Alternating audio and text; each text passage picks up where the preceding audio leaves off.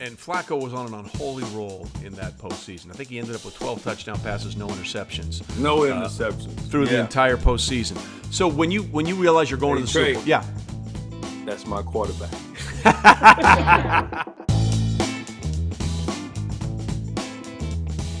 This podcast is brought to you by Microsoft Teams. Where there's a team, there's a way. Microsoft Teams is helping Priority Bicycles transform the way they work. After closing their New York City showroom, they started doing virtual visits on Teams, and now people from all over the world can come into their showroom. Learn more at Microsoft.com/Teams.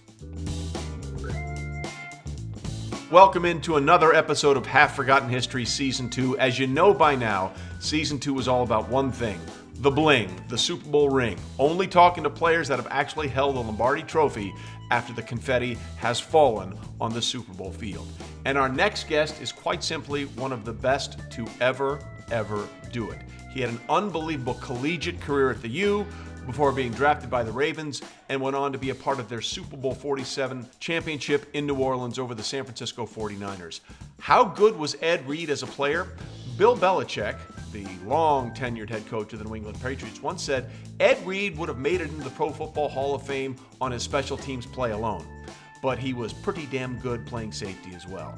So please welcome in to Half Forgotten History, none other than the unbelievable Hall of Fame safety, Ed Reed.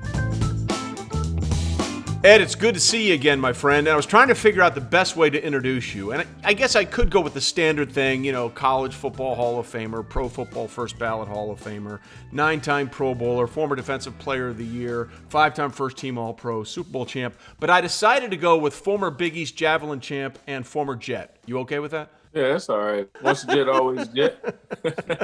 It is funny, though, because I once had a conversation with Santana Moss, and he was telling me about all you guys that were on the U football team that also did track in your spare time. And you guys would just sort of show up at the meet, sometimes not necessarily fully prepared or hydrated, and you would go in there and just kick everybody's ass for all these guys that their whole thing, the entire year, was to do track. And you were like, yeah, all right, I guess I'll do it once football season's over. Yeah, a lot of us did track in high school. And Santana actually came in on a track scholarship. And Curtis Johnson, who we call CJ, was the receiver coach. He recruited a lot of us. And because Santana was on track, he was like, you guys need to go and not only run track to get yourselves better, but support your teammate. And he knew all of us ran track. So we all running track, man. It was crazy because we started winning track meets in college. You know, we was really serious about it. You know, I know we had a lot of jokes about it, but we actually took it serious. You know, and that's why I did win the Big East Javelin. You know, but I did it in high school. And somewhere in that introduction, you should have said High School Hall of Fame too. Well, you know what? See, I have a lot of time because you're in a lot of Hall of Fame. So we'll get to all the Hall of Fames, I promise. Cheers crazy, to you, Ed. It is a little nuts. Man. And the first time we actually met in person, not in an interview, was at, of all places, Pebble Beach. We were there in December of 2014. I was there for doing something for Lexus, and you were out there just trying to play. And it was in the middle of a monsoon. No, I was there for the Lexus tournament, too. Oh, you were? That okay. Two-man tournament. Remember the two-man Lexus tournament? Me and my financial advisor came out there, and I do remember that storm. Yeah, it was brutal. And where else but you and I met was in the basement bar at the hotel at the lodge at Pebble Beach. Because there was nothing else to do at that point. Yeah. That was a great spot, man. That restaurant is a really nice spot, man. Yeah, it really is. Everything about that place is pretty kosher. There's no question about it. Yeah, so birdie and 18 out of the sand, baby. That's all that matters. Finish strong. And so we'll get to the finish of your career a little bit later. But you had, I think, one of the most interesting transitions from college to pro because, you know, you sort of burst onto the scene as a freshman at the U, went on to win a national championship your senior year under Larry Coker. But I think your college career is really defined or remembered, for lack of a better term, for two things. One, that epic halftime speech where you're like, don't ask me if I'm all right, dog. I ain't all right, but I'm going to go out there and give it all for this game. What was the context of that speech? Because that's one of the most watched YouTube clips of all time. You in the huddle saying, don't ask me if I'm all right. I'm hurt. What was the game and what was the situation? It was a Florida State game my senior year, but it actually came from my Florida State game my freshman year when they were shutting us out down there, and they put their ones back in to kick us out of field goal range so we couldn't score. I think the score was like 47-0. They beat us, and I was like, man, this is not why I come to this school. The tables will turn eventually. They beat us like 4 years straight. And, my senior year come around, we got this dominating team. We were really good, and we probably should shut them out, And I was hurt a couple weeks before that, actually. And, I get hurt in the game again, and I go in before halftime, getting myself treated. They got a picture of me taking my shoulder pads off with the trainer, and I'm just, screaming or whatnot. And all my teammates are walking past, like, you all right? You all right? Everybody, the whole team, you all right? You okay? Hey, you all right? And I never said nothing until we was about to go back before half because they had scored on us. They had came back a little bit. It's like 20-something to 12. And I was heated, like, dude, we let them score. We should be dominating this team. Joaquin said it, and we not doing it. So that's what that really came. It came from getting my butt whipped against Florida State early in my career, and I just wanted to return the favor. It is funny, though. Like, when you are hurt, the last thing you want to hear is everyone ask you that question, because at some point you're going to snap. Like, just don't ask me that again, right? I get it. Just don't ask me that question again. Ridiculous.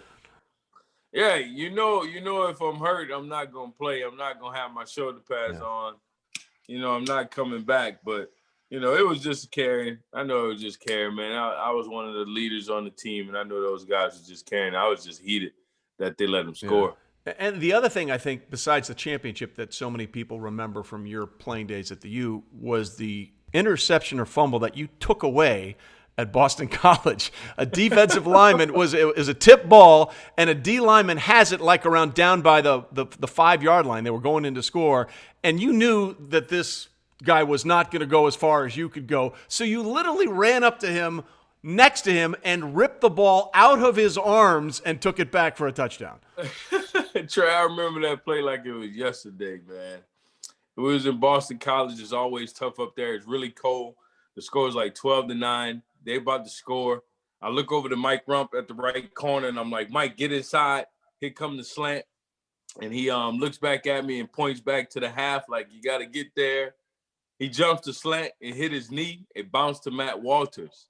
Matt Walters looked like he's trying to run to the sideline and run to the end zone. So my quick instinct took over, and I run to Matt, and I'm yelling his name.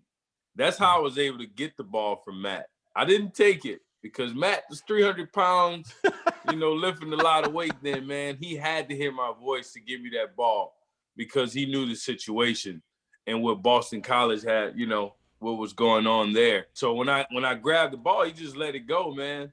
And it was off to the races from there. You almost stumbled right out of the gate.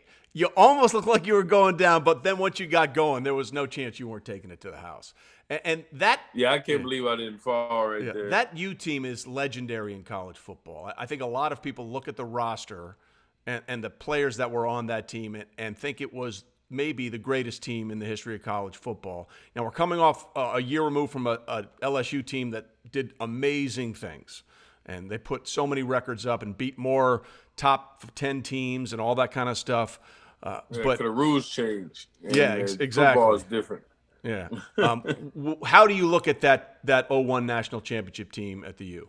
Man, I believe we definitely up there with some of the great teams, but they had so many great football teams that I watched over the years, even before I played with the Florida States, of the world.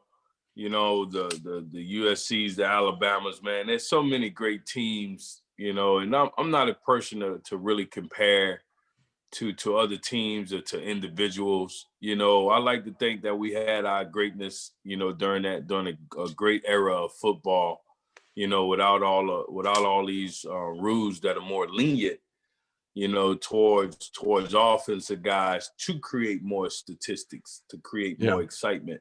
In the football world, so we played it when it was really still football, not saying not to take anything away from LSU, because they had a great run and did some great things, but the rules were just different, man. Yeah, listen, it's pretty clear that everybody wants to see more offense, and they're legislating the game that way.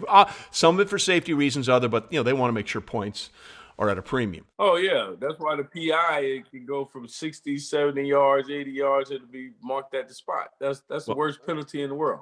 Well, not only that one, but what they call roughing the passer in the NFL these days. I'm like, yeah, you breathed on the quarterback. But that's a whole we could do an hour on that one alone. So let's put that one aside for a second. You finish up a stellar career at the U, and then you are drafted by the Ravens, who at that time are the defending Super Bowl champs. So no pressure, Ed. They basically say, hey, just go replace Rod Woodson.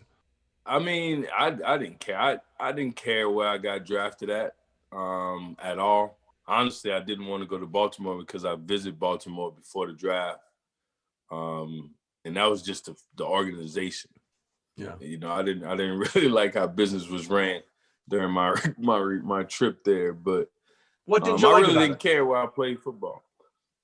I mean, it's just operations, man. Like, I had to wait for my car, like I'm standing outside waiting for my car and stuff. And it showed when I got there, like they were different.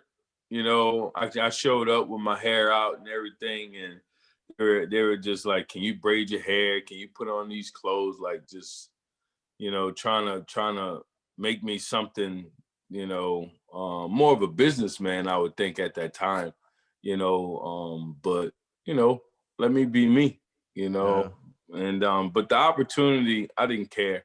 I didn't care where I played, it really didn't matter to me.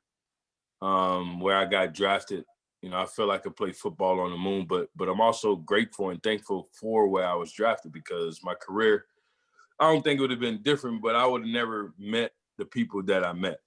There's a lot of people in that organization, including the owners, Steve and the Modell family. Man, I'm so grateful to have been through there. And in that city, man, I have so many connections with the community, and I'm doing so much work in the community that it was the right place, that God put me in, so, and that's what I was looking for. I prayed on that God would put me where I should be, in the draft. It didn't really matter.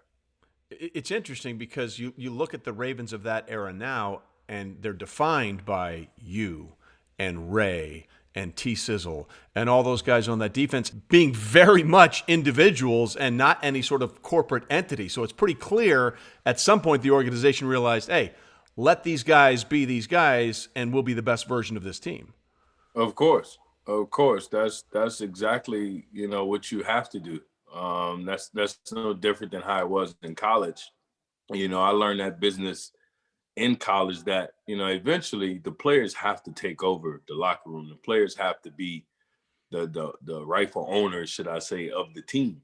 That's the only way you get championships. You allow your leaders to lead, because they're amongst each other. And you saw when we left that changed, because you didn't have guys like myself and Ray and the Peter Boweers and the Derek Masons of the world in your locker room. No question. You burst onto the scene your rookie year, and you left the NFL as the all-time leader in most interception return yards, and you obviously have some of the longest returns in NFL history and some of the craziest ones. Is there one of those returns that you like better than any of the other ones? Because I think obviously the one on Monday night in that one game comes to mind, but is there one that stands out to you more than any other? Man, so many. The tough problem to have. The one I had against the Jets was a nice return, because you could see right before the play, Ray is telling me to go down in the end zone as soon as I caught it. They had Billick mic'd up telling me to go down. They had Herm Edwards on the other sideline telling Lamont Jordan not to throw the ball. So it's fun to watch that one. It's really fun to watch that one. Yeah. The one I had against Chad Pennington in Dolphins Stadium was an epic one. I caught it like running like this. It reminded me of when I was a kid, because the ball was coming from behind me and I caught it over my shoulder. And like just circled the whole field and came all the way back to the other side. Man, that reminded me of back when I grew up in Shrewsbury playing on the playground, and when I got this scar running into a mailbox, caught the ball the same way. As soon as I caught the ball, I ran into a mailbox. My first concussion that I ever had, man, knocked me out. You know, it's interesting. I was watching when the NFL 100 series was being done, and they broke down an interception that you had against Peyton Manning. And Bill Belichick, of all people, thought it might have been the greatest play of your career. It was in Baltimore. He was trying to throw the deep ball, and you studied something. And I remember you saying, hey, when I see him pump to the left, I know he's still throwing to the left side, even though the formation, it looked like they were going to throw to the other side. So you broke to the right side, but saw him pump fake and then went back and picked that ball off. Shout out to Bill Belichick. He said it might have been the greatest play he ever seen. But and quite frankly, it started like I'm in the basement now. I was watching film in the basement with Brad Schwartz, Brad Davis, and Glenn Eunice, my financial advisor and director of my charity. And I remember standing in front of the TV. Like, I used to be rewinding the tape. They used to be looking at me like, this guy is a madman. I'm rewinding the tape in the basement as I'm standing in front of it to get the exact movement that I want to do, you know, to show Peyton that I'm going to the middle of the field, but I'm really not. And as I'm doing that, I really came up with a different technique to play safety. And only I can teach it.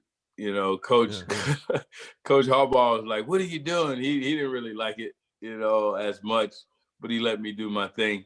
Shout out to Coach Harbaugh. But so I see Peyton, he pumps, and actually Reggie is the receiver at the time.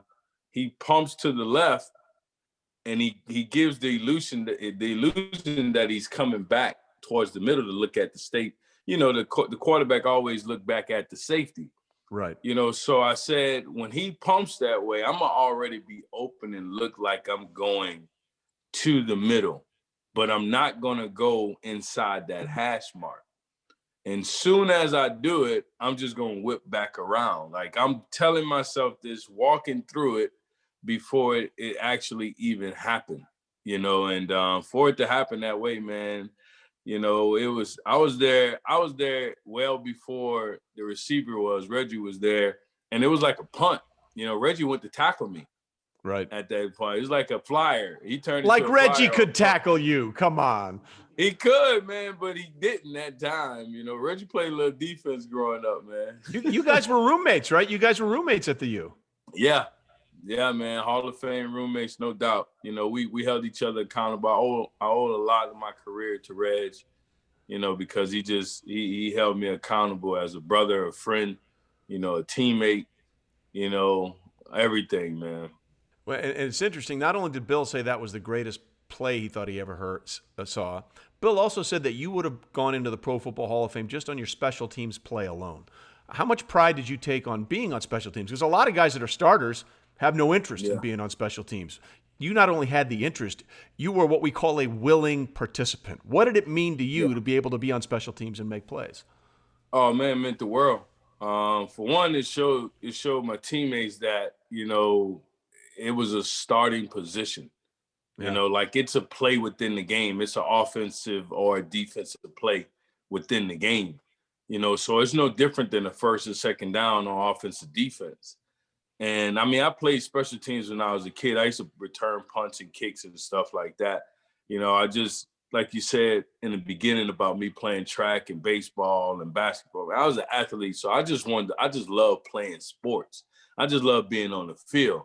And any opportunity that I could get to be on the field, that's all I wanted. You know, that's why it didn't matter where I got drafted. All I wanted was the opportunity. And when I got to Miami, Don Solinger was our special teams coach. And he used to give us the wolf pack speech and everything. The strength of the wolf is the pack. Strength of the pack is the wolf. And, you know, we took pride in that, man. You know, like, I wanted to return punch so bad, but we had Santana Moss who ran a 4.2. I run a 4.445. You know, Santana's fast. Okay, I get it. Let him return punch, so I got better moves. But I used to tell Santana, bro, they're gonna kick this ball fast to you. You're gonna have time. I promise you're gonna have time because I'm gonna rush the punter as fast as I could. I'm trying to block it, but I also want them to get him the ball where the coverage haven't gotten down there. So it was all working together. Like I knew this stuff in college, like it all works together, you know. So, but you had so many unsung heroes on special teams, and for them to look over to you and see you over there, especially in the pros too, like man, if Ed can do it, I can do it, you know. And that's the formula for a winning championship. You know, if your leaders can do it, why you can do it. You're not going to get a complaint from your unsung heroes, you know, who just come to work, your construction workers, as I say, when they see, you know, the balls come down and work, you know, in with the regular folk, you know, as they would say, you know, when the boss can come down off his high horse, as they say, and show the people that he can do it, man. I think that speaks volumes to those who don't feel appreciated as much. Well, it certainly speaks to building a championship team. And speaking of championships, this season of Half Forgotten History is all about the guys with rings. So why don't we take a break, refresh our cigars or our beverages, and when we come back, we'll talk about maybe one of the oddest Super Bowls I can ever remember covering, what happened in Super Bowl XLVII. We'll be right back with more of Ed Reed. Microsoft Teams is helping Priority Bicycles reinvent the way they work. When the pandemic hit, the bike shop had to close their New York City showroom. Now they found a way to reopen by doing virtual visits on Teams. And now the team can meet with 2 or 3 times the number of customers they could before, and people from all over the world can visit their showroom. Learn more about their story and others at Microsoft.com/Teams.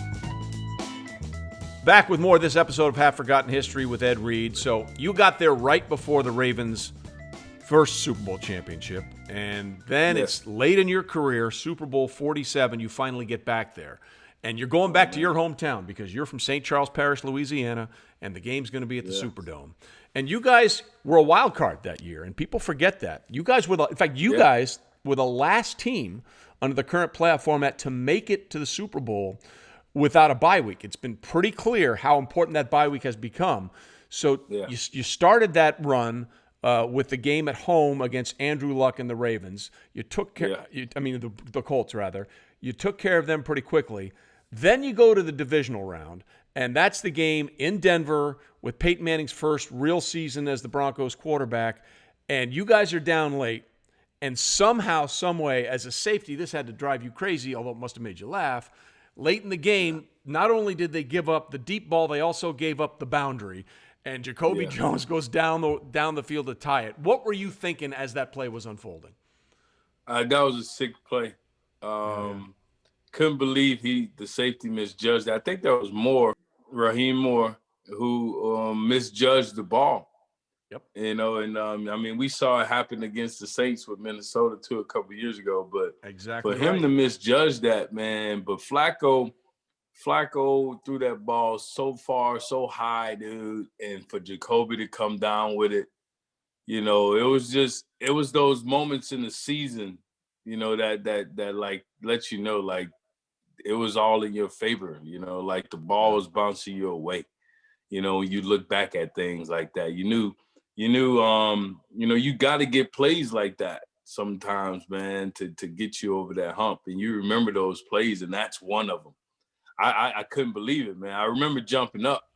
I remember like, wow, you know, that's the one that lets you know, like you're unstoppable almost, but you still had to go to New England. Yeah, I mean, like that's one of those playoffs where you're watching and I'm like, did that really happen? I think it was like 37 seconds left in the game and you guys were still on your side of the 40. It was crazy. When that play happened. You go on to win in overtime, then you go to New England and you take on the Patriots in the AFC Championship game. And you guys always gave the Patriots trouble in the postseason, and one of the few teams that has given them trouble in the postseason in their place. What was your mindset going into that AFC Championship game? We got an offense today. They not winning. Yeah. We got a better offense. We played those guys so many times without a offense that can really fight with them. We needed a full team going into that war. You know what I'm saying? Like, we had specialty, we had defense, we had an okay offense, but we had Anquan Bolden this time. Yep. And we had Jacoby. We had some guys that were dogs on offense, and it was close, but it really wasn't that close of a game.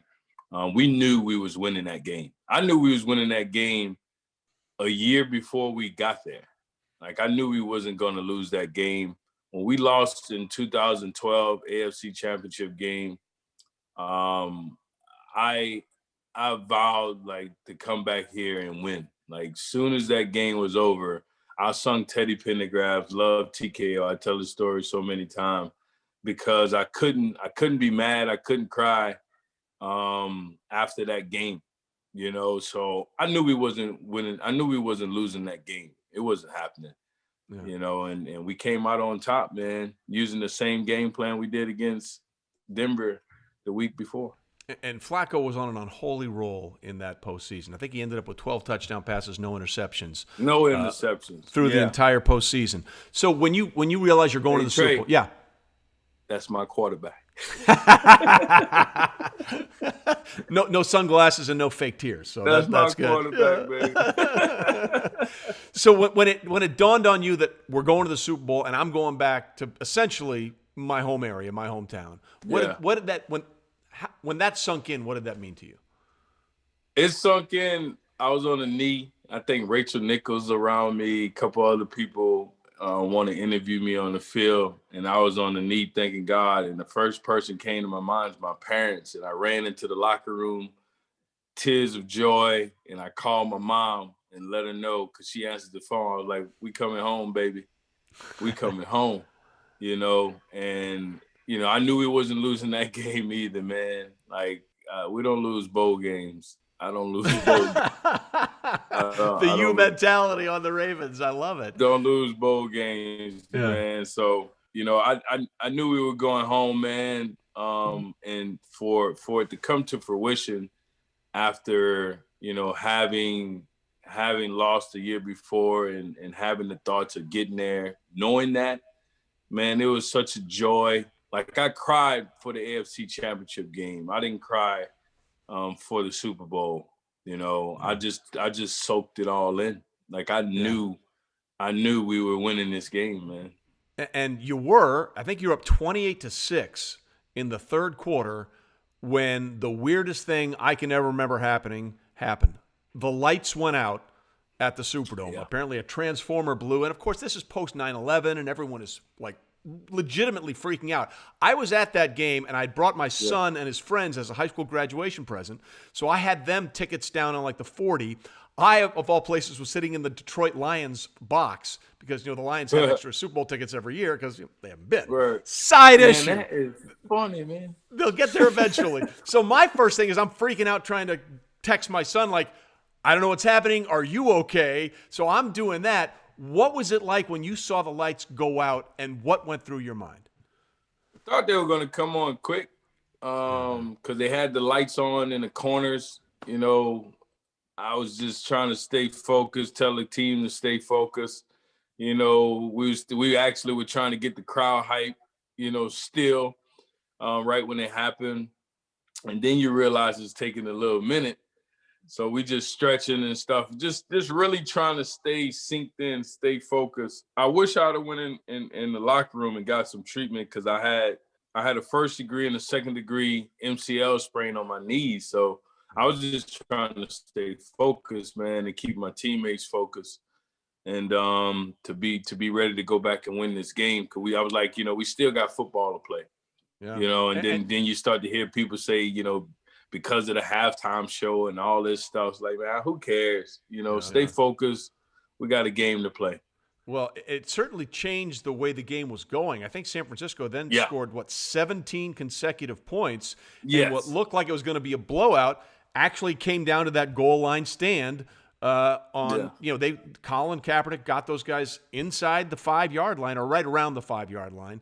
And it took 4 straight plays, and you guys finally shut them down. What was going through your mindset when they got a 1st and goal and you realized, holy hell, a touchdown here and this thing could slip away from us? Yeah. First off, Trey, you grew up in the era where mom and dad, or one of them, when it's cold outside, had to go and start the car up and let it warm up a little bit. When the lights went off, we were an older team than San Fran.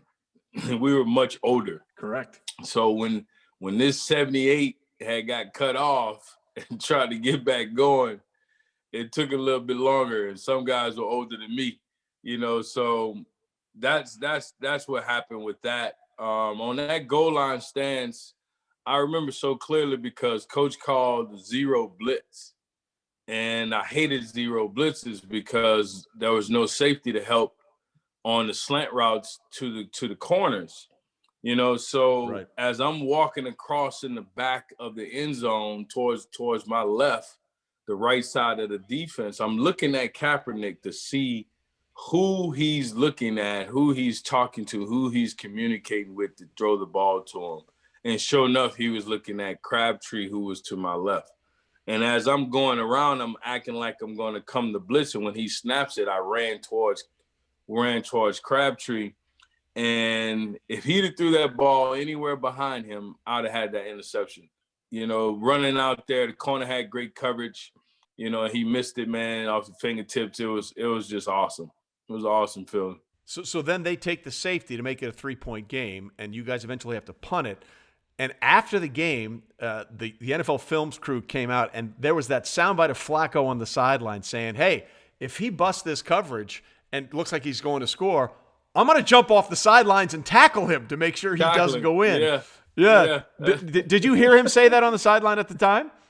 No, I didn't hear him say it, but I know Flacco. Flacco was that type of guy, man.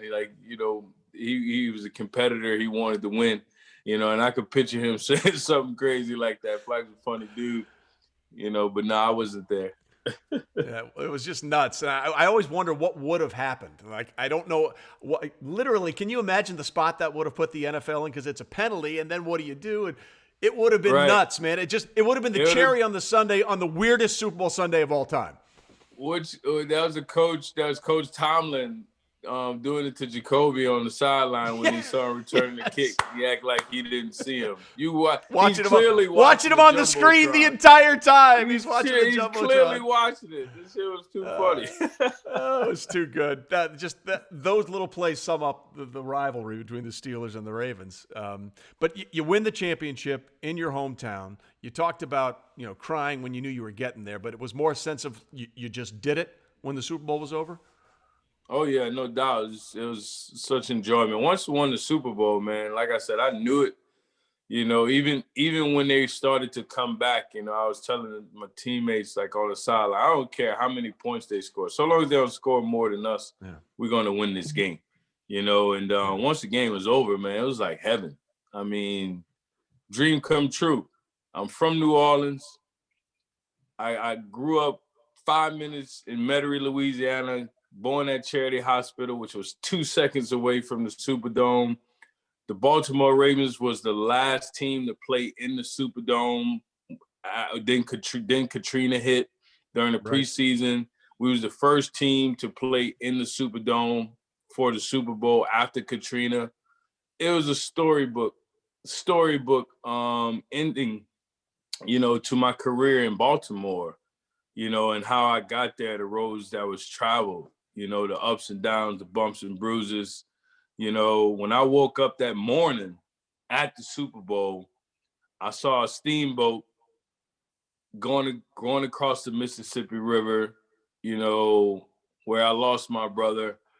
And I'm looking at this steamboat, and I could feel it in my spirit that this is our day. This is our game. And the steamboat is decked out in purple. Wow. Which is crazy. It's even more crazy that I'm talking to you, and it's my brother's anniversary tomorrow, of his passing, So yeah, man, I just knew it in my spirit, like it wasn't happening. Plus I ate oysters the whole week, so somebody had to pay for that. Well, someone did. I can promise you that. So if that was the storybook ending to your Ravens career, the storybook ending to your football career was going into the Hall of Fame on the first ballot. And, having covered so many Hall of Fames, there are certain things you remember about a lot of speeches. And this guy did this right. The only thing I'll ever remember about your speech, which was great, was the hat you wore on your enshrinement. Yeah. That is by far the greatest Pro Football Hall of Fame enshrinement hat of all time. Yeah, no doubt. Dapper Renaissance out of California. Does some really dope work. And my sister, Joe Smith's wife, Tisha, she found that hat for me. I was telling her I wanted to wear something to match my gold jacket. And she was like, I found the hat, perfect hat for you. She didn't show it to me until the day before the Hall of Fame, which was awesome. So yeah, man, that's that. And I took my hair out on the stage, which was crazy. If you didn't like it, what would you say? I had trust in her, and plus I had another hat just in case. there it is. There's the real story. I had just enough trust to make sure I had a backup. Now we're getting somewhere. She told me to bring another hat, so it was cool. Well, it's interesting that you use the word trust, because that is certainly something that every teammate you played with and played for had a bunch of trust in you, knowing that if you were the last line of defense, things are going to go pretty well with Ed Reed back there. And things are continuing to go well for you. You mentioned this earlier, so we want to make sure we talk about it. Tell me a little bit about your foundation and what you're doing with it. My charity foundation started in Baltimore 2002, and we're still up and running. We work with Booker T. Washington Middle School and the Seed School in Baltimore. We actually do a lot of work throughout the city of Baltimore, feeding families, put locks on lockers, fitness days, which people call football camps, but it's fitness days. Man, we do so much. We got a bunch of partners with restaurants, Local Oyster being one of them, Jimmy Seafood another, a bunch of companies down there that really aided us to aid the city of Baltimore during this pandemic. We fed over 20 to 30,000 people throughout the pandemic weekly.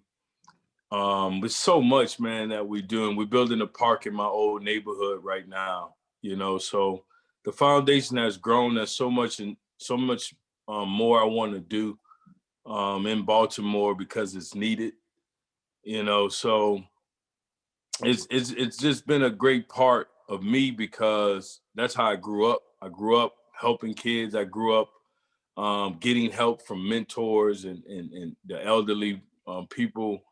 It's more of me giving back to my mentors, paying it forward for my mentors who helped me, the John Hall and Mr. Parquette, who really grabbed me and said, you can do this. Well, you certainly could, and you're right. No one gets there alone, and you gave so much to the game. It's nice to see you giving so much back in retirement. Man, Ed, it's always good to catch up with you, and to use that word again, trust. I trust that you and I will get back on the golf course, hopefully at Pebble real soon in a post-COVID environment. So cheers to you, my friend. You let me know, man. You let me know when you're ready to play something, when you want to tee it up, man. That'd be awesome.